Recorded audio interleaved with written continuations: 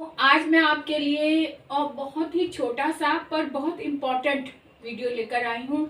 आपने बहुत बार सुना होगा कि जय होती है, विजय होती है, पराजय होती है, अजय होते हैं, दिग्विजय होती है।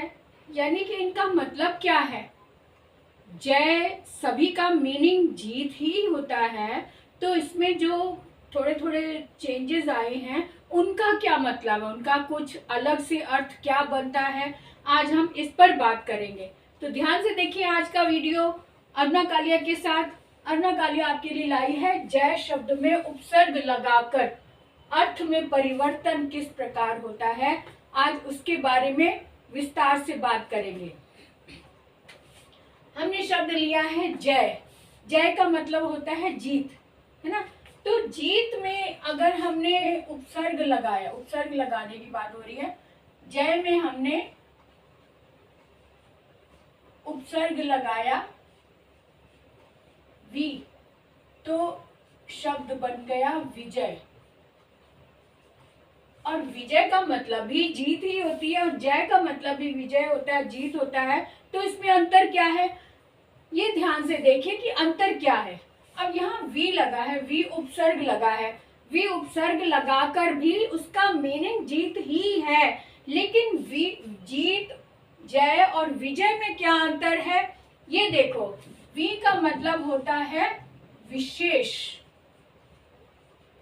वी का मतलब होता है विशेष यानी कि स्पेशल जीत करना, और ये होता है इंडिविजुअल जीत। जब हम युद्ध होता है, ये भी युद्ध ही है। युद्ध में जब कोई विजय प्राप्त करता है और इंडिविजुअल लड़ाई जब होती है किसी की, तब वहां उसमें जब वो जीत हासिल करता है तब उसे विजय कहते हैं, यानी विशेष जीत हासिल करना। जिस तरीके से श्री राम जी ने रावण पर विजय हासिल की, तो अकेली उनकी लड़ाई थी, अकेले की लड़ाई थी, तो उन्होंने किस तरह से दुश्मन के घर जाकर उसे हराया, ऐसी जीत को बोलते हैं विजय। ठीक है ना। तो ये तो हो गया विजय, क्योंकि ये विशेष जीत है। अब अगर हम देखें कि वी के अलावा कोई और उपसर्ग लगाकर देखें तो क्या बनता है। जय में हमने अ लगाया तो शब्द बन गया अजय, शब्द बन गया अजय। अजय का मतलब भी जीत ही होता है, लेकिन यहाँ अ उपसर्ग लगा है। अ का मतलब होता है नहीं, नहीं यानी जय नहीं। इसका क्या मतलब है तो जीत ही। तो अजय का मतलब है जिसे कोई जीत ना सके, यानी हमेशा के लिए अजेय है, वो हमेशा ही जीता हुआ है, जिसे हराना मुश्किल है। अजय यानी कि जिसे जीतना मुश्किल हो, वो अजय। अब जैसे सिकंदर, सिकंदर को भी अजय कहा जाता है क्योंकि उसको कोई हरा नहीं सका था। इस तरह से बहुत सारे उदाहरण हैं जिन्हें कोई हरा नहीं सका। तो इसी तरह से अ जो उपसर्ग लग गया, अजय जब बना, तो उसका मतलब जिसे कोई हरा ना सके। अब एक और जय देख लेते हैं। जय में अगर हमने, यहाँ पे दो उपसर्ग लग रहे हैं, एक तो वी जय और एक उपसर्ग और लग रहा है, वो है दिग। तो इसका शब्द बना दिग्विजय, दिग विजय। अब यहाँ दो विजय का तो हमें पता चल गया, विशेष विजय। और दिग का मतलब है दिशाएं, जिसे सभी दिशाओं में, मतलब जहां जहां भी वो गया उसे विजय प्राप्त हुई, तो ऐसे व्यक्ति को दिग्विजय बोलते हैं। दिग्विजय, चारों दिशाओं में विजय प्राप्त करने वाला दिग्विजय बोलते हैं। अब आ जाते हैं कि एक और ये देख लेते हैं। ये तो हो गए सकारात्मक अर्थ वाले शब्द।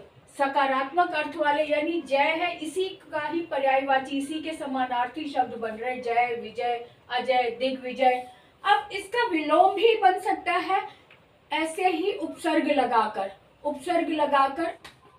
तो अभी तक हमने देखा जो सकारात्मक अर्थ है वो उसमें उपसर्ग लगाकर इसी तरह से शब्द इसी के पर्यायवाची शब्द बने हैं, यानी समानार्थक शब्द बने हैं।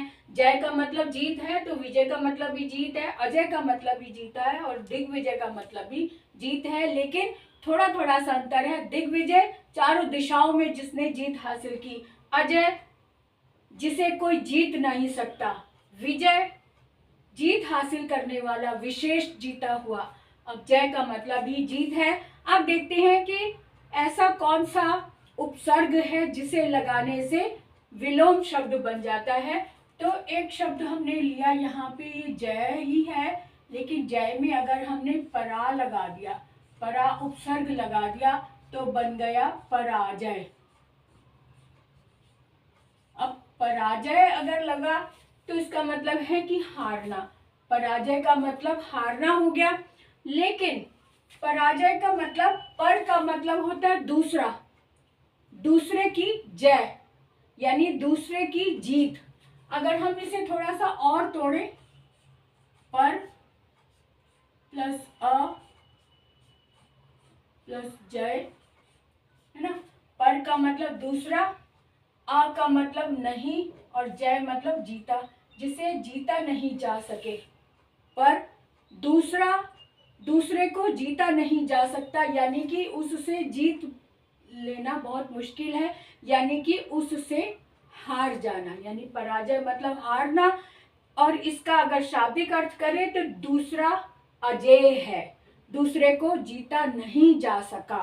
तो इस तरह से अर्थ इसका विलोम बन जाता है, और ये यानी सकारात्मक अर्थ वाले शब्द ये हैं। तो इस तरह से हर शब्द अपने आप में एक स्पेशल मीनिंग लिए हुए, हर एक शब्द करीब देखने में समानार्थी लग रहे हैं, लेकिन फिर भी हर एक में थोड़ा थोड़ा सा अंतर है। वो हम देखें तो आप भी भाषा में पारंगत हो जाएंगे। इस तरह की छोटे छोटे से शब्दों को ढूंढें। जैसे किसी का नाम लिया, जैसे किसी से नाम पूछा, आपका नाम क्या है। जैसे आदत होती ना, जब कोई नया व्यक्ति मिलता है, दोस्त बनता है, तो हम नाम पूछते हैं, तो उसके नाम का मीनिंग उससे जरूर पूछो। अगर उसको नहीं पता तो आप बताएं कि इस शब्द का ये मीनिंग है। जब हम मीनिंग समझना शुरू कर देंगे, मीनिंग शब्द के अर्थ को समझना शुरू करेंगे, तो हमारा ज्ञान भाषा के संबंधित, भाषा की ओर हमारी रुचि बढ़ेगी और हमारा अपना भी ज्ञान बढ़ेगा। इस तरह से छोटी छोटी सी गेम जरूर खेला करो, नाम पूछकर उसका अर्थ जानने की कोशिश जरूर करो। आज मैं आपके लिए एक प्रश्न छोड़ रही हूँ, आप इसका उत्तर कमेंट बॉक्स में लिखकर बताएं कि इसका क्या मतलब है। शब्द है जय अजय, ये समास है, तो कौन सा समास है इसका विग्रह करके बताएं। और अगर यहाँ संधि है तो कौन सी संधि है, विच्छेद करके बताएं। इस शब्द को कमेंट बॉक्स में लिखकर मुझे उत्तर दें। तो मुझे इंतजार रहेगा आपके कमेंट का। आगे के लिए हम विराम लेते हैं, और तब तक के लिए बाय बाय।